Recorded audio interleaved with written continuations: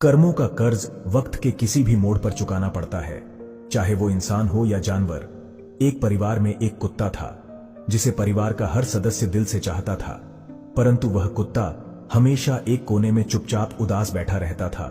कोई समझ नहीं पाता कि उसे क्या परेशानी है। एक दिन घर में एक दूर का रिश्तेदार अचानक आया। जैसे ही वह घर में दाखिल हुआ, वह कुत्ता पहली बार तेजी से दौड़ा और उस व्यक्ति के पास जाकर पूंछ हिलाने लगा, मानो उसे बरसों से जानता हो। परिवार के सभी लोग हैरान थे, आखिर यह बदलाव क्यों? रात में उस रिश्तेदार ने एक विचित्र सपना देखा।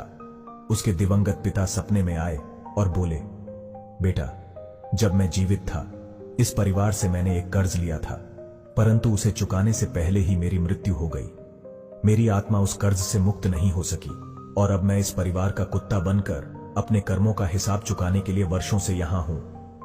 बेटा, उस कर्ज को चुका दो ताकि मेरी आत्मा को शांति मिल सके। अगली सुबह वह व्यक्ति उलझन में था। नाश्ते के समय उसने परिवार से पूछ लिया, क्या मेरे पिता ने कभी आपसे कोई कर्ज लिया था? परिवार के मुखिया ने गंभीरता से सिर हिलाते हुए कहा, हां, पर उनकी मृत्यु के बाद हमने इसे माफ कर दिया था। यह सुनकर व्यक्ति स्तब्ध रह गया। सपने की सच्चाई अब स्पष्ट हो चुकी थी। उसने तुरंत उस कर्ज को चुका दिया। कर्ज के चुकते ही कुछ ऐसा हुआ जिसने सबको चौंका दिया। वह कुत्ता उसी दिन मृत्यु को प्राप्त हो गया।